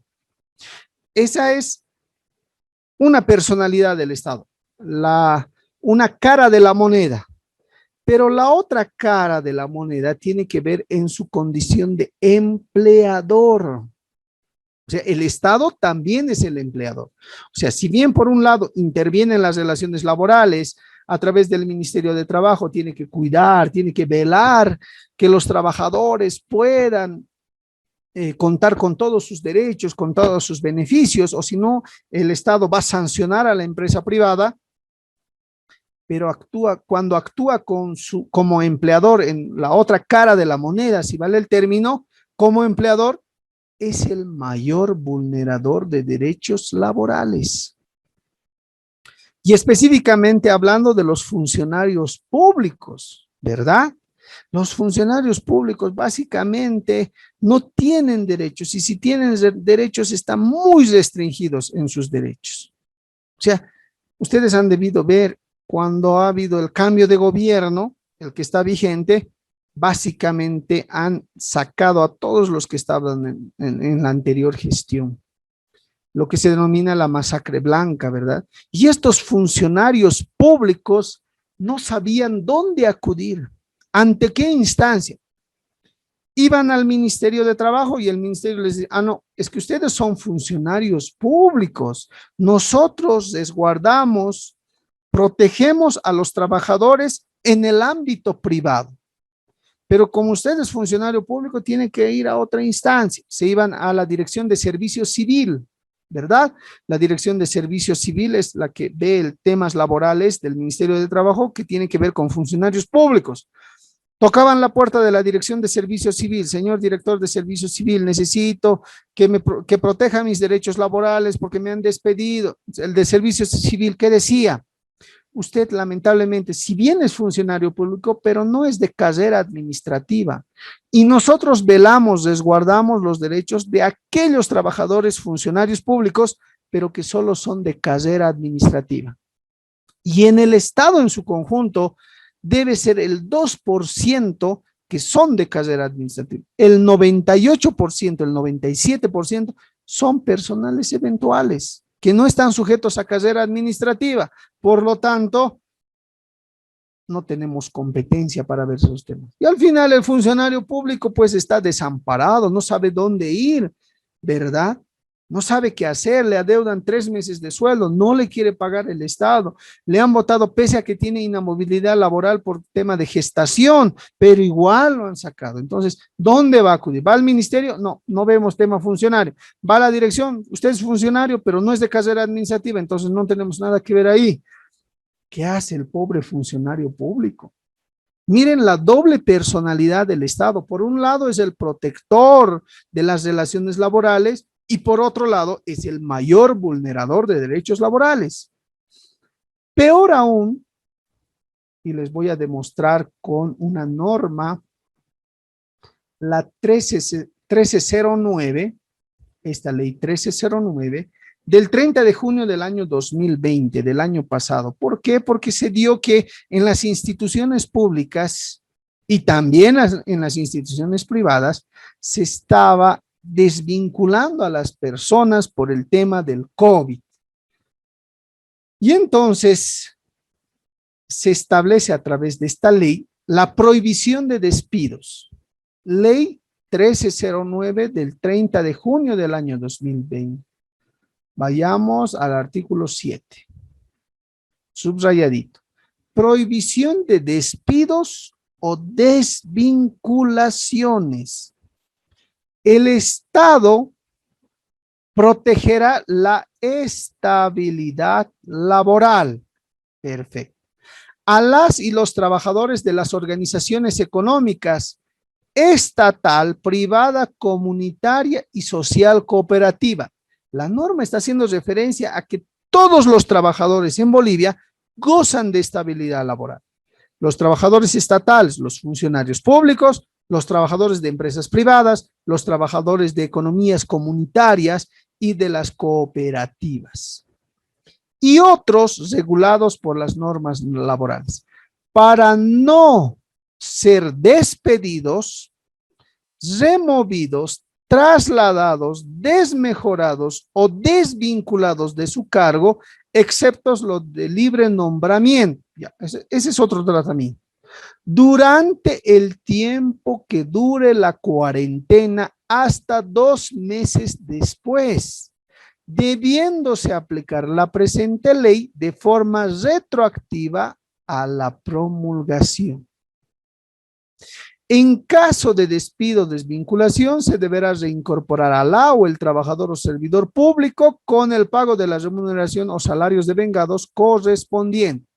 Para las y los trabajadores del sector salud, del subsector público de corte y privado, se deberá ampliar su contrato laboral o recontratación hasta fin de año. Bueno, esto ya no tiene vigencia, ¿verdad? Porque era para el año 2020.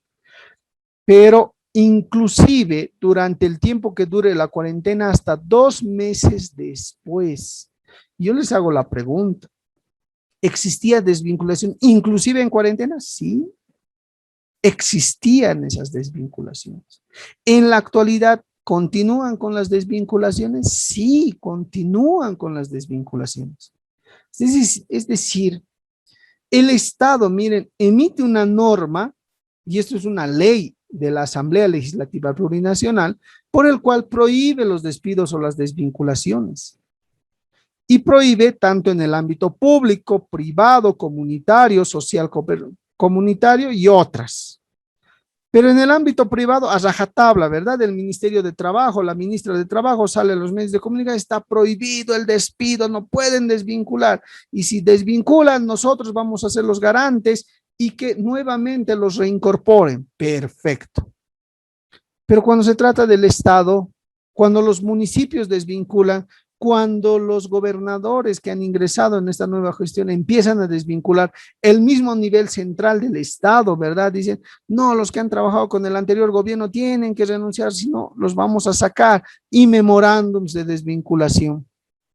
Entonces, ¿cómo está actuando el Estado? El Estado, por eso les señalo, el Estado está actuando y no debiera ser así en su doble personalidad. Si bien por un momento es protector de las relaciones laborales y también es como empleador, siendo empleador debe ser pues el mayor garante de los derechos laborales, inclusive de los funcionarios públicos. No puede decir, no, las empresas privadas no pueden despedir, sabrán cómo contratar, sabrán cómo pagar beneficios sociales, sabrán cómo pagar salarios, pero tienen que garantizar la estabilidad laboral. Pero cuando se trata del Estado, no. Es que el Estado no tiene recursos económicos. El Estado está destinando para el tema de salud, por lo tanto, tiene que obligatoriamente desvincularse a trabajadores. Tenemos que racionalizar, miren ese término muy neoliberal del año 1985, ¿verdad? La racionalización. Entonces, el Estado también debiera, ¿verdad? Es como un padre de familia, ¿verdad? Le dice, al hijo le reprende y le dice, no tienes que tomar, ¿cómo es posible que tomes? Tú no puedes tomar. Y resulta que el padre de familia los jueves, viernes, sábado, borracho a la casa. O sea, ¿con qué moral, con qué autoridad instruye a su hijo a no tomar, a no consumir bebidas alcohólicas, pero él los días jueves, viernes y sábado, o viernes sagradamente está llegando borracho a la casa, como se dice, en términos coloquiales? Así actúa el Estado, ¿verdad? El papá Estado. Por un lado, empresa privada, no puedes despedir, no puedes desvincular, no puedes rebajar el sueldo.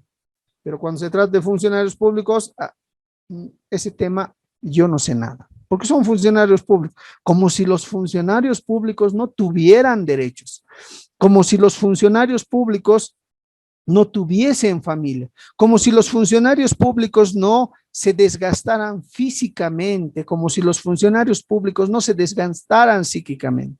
Peor aún, ¿verdad? Imagínense, en la Ley General del Trabajo se establece que el trabajador solo tiene que trabajar 8 horas. Más allá de las 8 horas, constituye horas extras y se debe pagar esas horas extras. En el ámbito público se debe trabajar 8 horas, pero en el ámbito público, ¿realmente se trabaja 8 horas?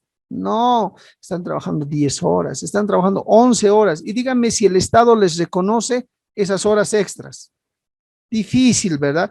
Pedir ser funcionario público y pedir horas extras al Estado es para que mañana te estén cursando tu memorándum de despido por haber pedido un derecho que realmente te corresponde. Pero estamos así en la actualidad, lamentablemente. Y esos aspectos considero que debieran corregirse más adelante. Y finalmente, este principio que es importante, el principio de no discriminación, y es un principio que es transversal a todas las áreas, ¿verdad? Se prohíbe la discriminación basada en sexo, basada en raza, basada en condición social, política, religión. Aunque en algunas empresas todavía continúa ese tema de la discriminación.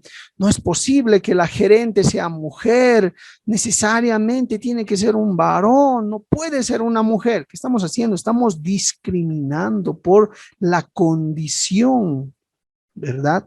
Por el sexo estamos discriminando. No puede subir porque de gerente, ¿por qué? Porque es un inválido, está en silla de ruedas, ¿cómo va a ser gerente? ¿Qué estamos haciendo? Estamos discriminando. Peor aún, ¿verdad? Ustedes seguramente en los periódicos, en las redes sociales, buscan anuncios, ¿verdad?, de trabajo, y dice, se requiere señorita de buena presencia. O sea, ¿existirán señoritas, personas de mala presencia?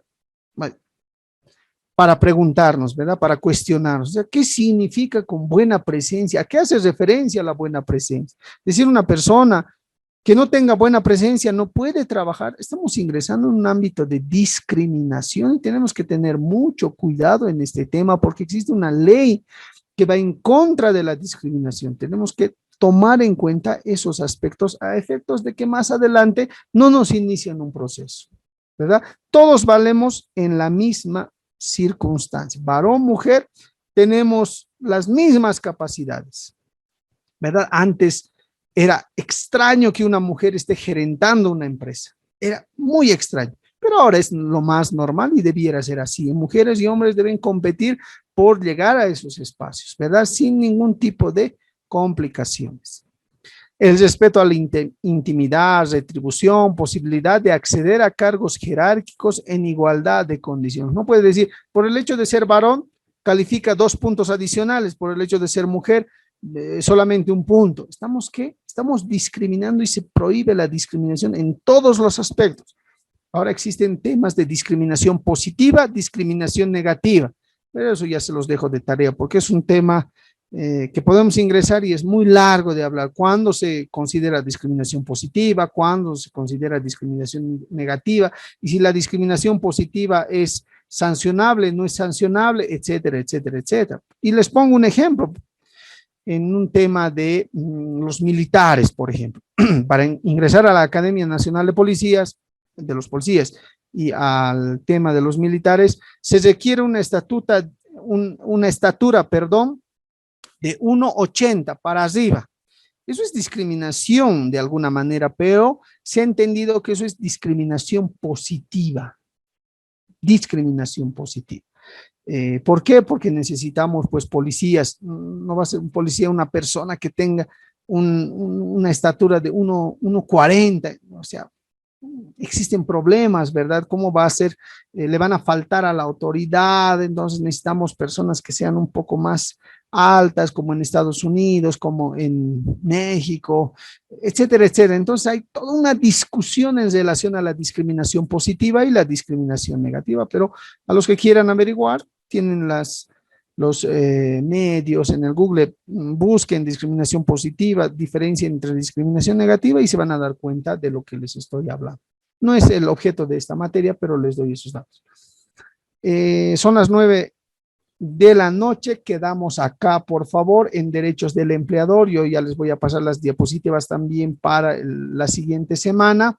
Pero es sencillo ya estos derechos del empleador, los deberes del empleador, los derechos del trabajador, los contratos de trabajo que son muy importantes verificar porque tenemos que saber qué clase de contratos voy a realizar y ante qué determinadas circunstancias a objeto de que esa relación laboral no sea pues de carácter indefinido para cuidar esos aspectos.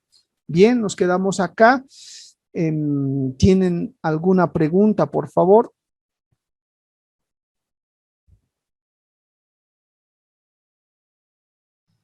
Doctor, disculpe, buenas noches. Buenas noches, adelante, por favor. Tengo una pregunta en cuestión a la tarea.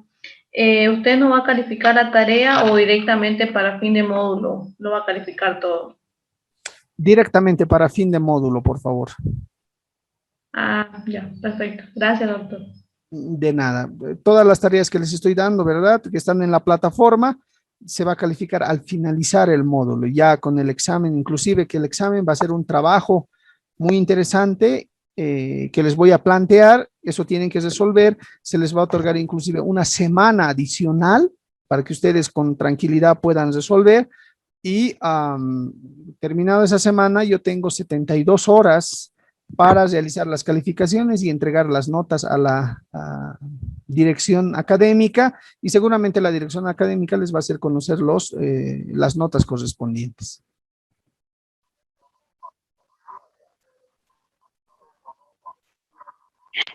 Doctor, buenas noches.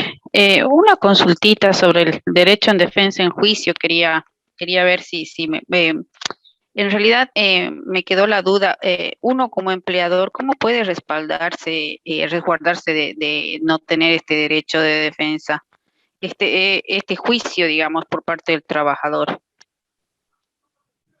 Estamos hablando del tribunal sumariante, del juez sumariante. Exacto, sí, Ah, sí. acá hay un tema muy interesante y muchísimas gracias por la pregunta. Las instituciones privadas que tienen a su cargo trabajadores arriba de 50, 20, 100 trabajadores, empresas grandes en el ámbito privado, constituyen estos tribunales mixtos. Tribunales mixtos, ¿por qué? 50% designado por el empleador a este tribunal sumariante, tribunal administrativo, algunas empresas denominan tribunal disciplinario, dependiendo, pero tiene una finalidad de sancionar al trabajador, porque no lo puede hacer el empleador de manera unilateral, porque se puede equivocar, no le puede dar el derecho a defenderse al trabajador, a presentar sus pruebas. Entonces, el empleador al inicio de cada gestión, y si no lo ha hecho al inicio de cada gestión, puede hacerlo en los meses que crea correspondientes, pero tiene que ser con anterioridad al hecho. No puede ser con posterioridad, y eso está establecido en la Constitución. Por eso es necesario de que los empleadores convoquen a sus trabajadores. ¿Para qué? Para que nominen dependiendo de la cantidad, a 2 trabajadores o 3 trabajadores que para la gestión para el año van a conformar ese tribunal disciplinario, ese tribunal sancionatorio, ese juez sumariante, esa autoridad sumariante, ¿verdad? Y el empleador también va a designar a sus trabajadores. Pero ¿dónde está escrito eso? ¿Dónde establece? Eso tiene que estar establecido en el reglamento interno de cada institución privada. Entonces, los trabajadores han nominado a 3 personas, ellos han elegido a 3 personas, el empleador ha nominado a 3 personas y las 6 personas van a constituir el tribunal disciplinario, el tribunal sumariante. Entonces, ese tribunal sumariante se va a reunir, ellos, entre las 6 personas, entre los 6 trabajadores, van a designar a su presidente, a su secretario, van a designar a su presidente o vicepresidente, dependiendo la estructura que establezca su reglamento interno de trabajo. Entonces, resulta que se ha conformado en enero. En enero, febrero, marzo, no había ningún problema.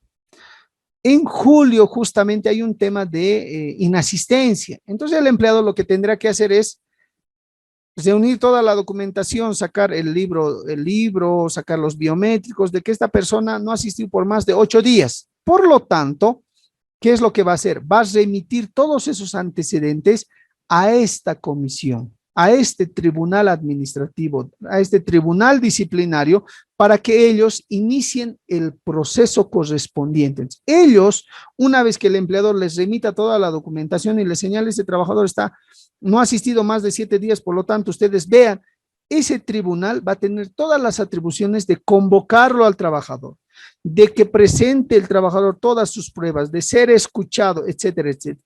Y si el trabajador no presenta pruebas, esa comisión, ese tribunal sumariante, ese tribunal disciplinario, independientemente del nombre que tenga, va a emitir una resolución. Y esa resolución, si no ha presentado pruebas el trabajador, lógicamente que va a ser de destitución y le va a emitir esa resolución, y esa resolución le va a notificar al trabajador si va a impugnar o no va a impugnar. Va a remitir al empleador y va a decir: señor empleador, hemos seguido el debido proceso, el trabajador no ha presentado las pruebas de descaro, por lo tanto existe o se tiene que dar la desvinculación. El empleador, recibiendo esa resolución, va a emitir el memorándum de desvinculación. Por lo tanto, a partir de esa fecha tiene 15 días para pagar beneficios sociales correspondientes. Esto dependiendo de la cantidad de trabajadores que uno tenga. Existen casos, por ejemplo, en los que solo son 5 trabajadores. Entonces no se va a nominar pues a 3 trabajadores y a 3 empleadores, son 5 trabajadores, no hay posibilidad. Entonces el empleador lo que va a hacer es nombrar a una persona de los 5 trabajadores que sea juez sumariante. Ya no va a ser tribunal, porque tribunal implica órgano colegiado en el que participan varias personas, ¿verdad? Por eso se llama tribunal. Entonces ya será juez sumariante, o será juez disciplinario dentro de esa institución. Entonces, cualquier problemática de desvinculación o de sanción correspondiente va a ser remitido a este juez sumariante, este juez disciplinario, para que esta persona pueda recibir todas las pruebas de descargo del trabajador, pueda escuchar al trabajador, pueda establecer un tema de declaraciones testificales, etcétera, todas las pruebas que correspondan. Y si el trabajador no ha argumentado, no ha presentado pruebas de descargo, lógicamente que ese juez sumariante, ese juez disciplinario, que es una sola persona, va a hacer conocer al empleador que lo tiene que desvincular. Entonces el empleador emitirá el memorando de desvinculación. Ese es el procedimiento que se sigue. Y si no seguimos ese procedimiento, ya sabemos que viene el tema de la reincorporación. Ahora, ¿dónde está normado? Por eso es importante que una empresa tenga su reglamento interno, obligatoriamente. ¿Por qué? Porque en ese reglamento interno se establece cómo va a estar conformado este tribunal, quién va a ser tribunal, quiénes pueden nominar, los trabajadores, hasta cuántos trabajadores pueden nominar, o si es una sola persona, cuáles son las faltas, qué faltas constituyen leves, graves, gravísimas. Todos esos aspectos tienen que estar en el reglamento interno. Ahora, el Ministerio de Trabajo no está visando reglamentos internos desde el año 2015. Porque ha habido un tema con las entidades financieras, por lo tanto han dejado sin efecto el tema de revisar reglamentos internos. Por lo tanto, ahora, ¿qué es lo que hago? Mi empresa, pero no tengo reglamento interno visado. Entonces se instruye, se hace una reunión con todos los trabajadores, se instruye directrices, se instruye adendas al contrato de trabajo. O sea, tiene un contrato de trabajo, pero adendas al contrato de trabajo donde se establece la conformación de tribunales sumariantes para que conozca estos casos. El trabajador ya sabe que va a ser sometido a un proceso, ya sabe que tiene que ser sometido a un proceso por alguna conducta que realice. Y por lo tanto va a ser sancionado. Entonces, con conocimiento del trabajador antes del hecho. No puedo crear un tribunal para un hecho que ya se ha cometido. Ojo, eso es muy importante saber. Digamos, hoy día se comete un hecho y mañana recién voy a conformar un tribunal. No, pues no, porque la Constitución Política del Estado señala que tiene que ser con posterioridad al hecho. La conformación de tribunales tiene que ser con posterioridad al hecho, no anteriores. Por eso se obliga necesariamente a que en los primeros días del mes de enero se conforme el tribunal, porque después en el transcurso del año van a cometer faltas los trabajadores y ese tribunal ha sido conformado con anterioridad al hecho. No puede ser, les reitero nuevamente, tengan mucho cuidado. Hoy día ocurre el hecho y mañana esté conformando recién mi tribunal. No, pues ahí lógicamente que el trabajador, por más que el tribunal determine la destitución, el trabajador va a alegar que ese tribunal sea conformado con posterioridad al hecho, por lo tanto corresponde a la reincorporación. El juez, el funcionario del Ministerio de Trabajo va a ordenar la reincorporación porque eso está prohibido. No se puede conformar tribunales con posterioridad al hecho ocurrido, tiene que ser anterior. Por eso se obliga, les reitero nuevamente, que en los primeros meses del año se realice esta conformación. Y solamente tiene duración de 1 año. Puede tener duración de 2 años, dependiendo de las circunstancias. Por eso es importante ver el reglamento interno de la institución o verificar o realizar adendas. Si uno es empleador, no tengo esta fase del juez sumariante, no tengo esta lógica del tribunal sumariante, entonces, ¿qué hago? Adendas al contrato. Eso es una forma de regular este tema.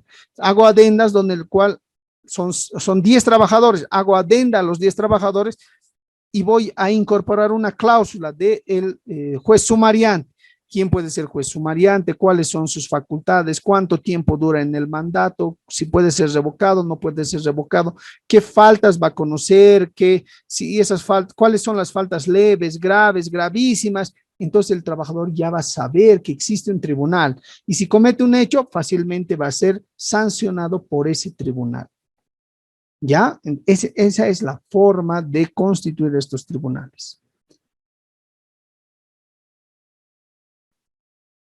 ¿Alguien más tiene alguna pregunta o nos vamos ya a la lista? Doctor, tengo una pequeña pregunta. ¿El pago de los beneficios sociales son 15 días hábiles o 15 días calendario? Sabía que iba a haber esa pregunta. Muchísimas gracias. 15 días calendario. Cuidado, se hagan pisar en el plazo correspondiente. Acá les voy a pasar la normativa. Es la 28.699, por favor.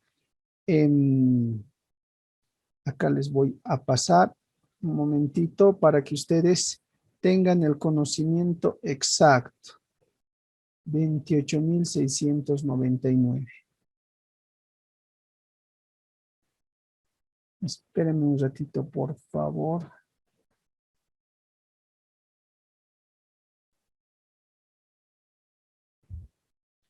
Les voy a compartir este decreto. Aquí está. Decreto Supremo 28.699. Seguramente ustedes ya están viendo. Es del 1 de mayo del año 2006. Uno de los decretos más interesantes que el anterior gobierno ha emitido en materia laboral. 28.699 del 1 de mayo del año 2006. ¿Qué señala en el tema de despidos? Capítulo 3, despidos. Artículo 9.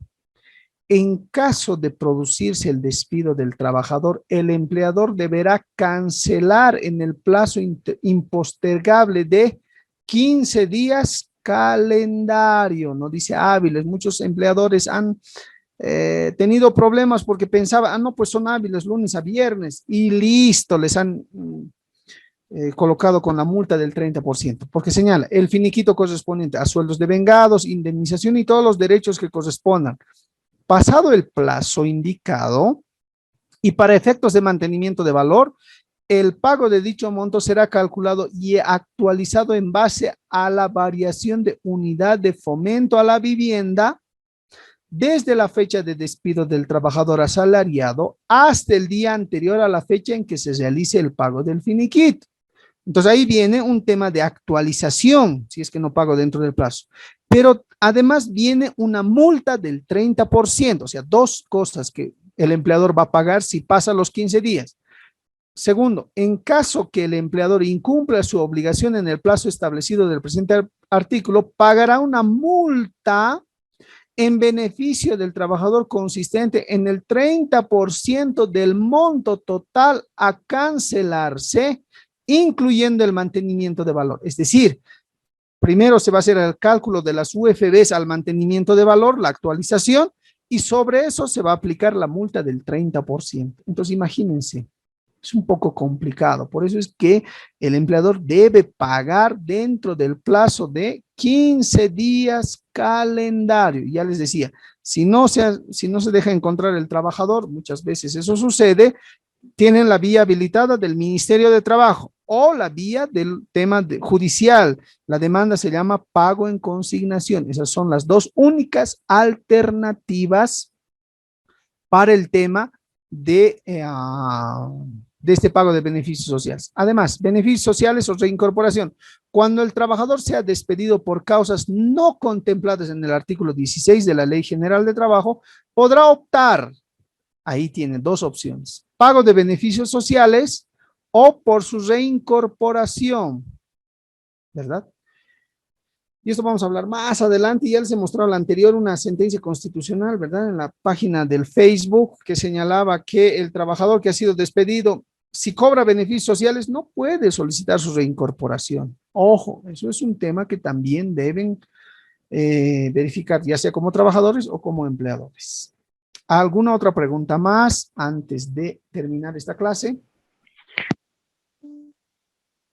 Hora 9:26 de la noche. Sí, 9:26 de la noche. Pasaremos lista, por favor. Habiliten sus micrófonos. Aguirre Ávila Karina Cecilia. Presente, doctor. Perfecto. Bustos Solís Miguel Ángel. Creo que no. Garrido Avendaño Ilsen Virginia. Presente, doctor. Jiménez Alemán Carla Jimena. Presente, doctor. Julio Vergara Mariana. Presente, doctor.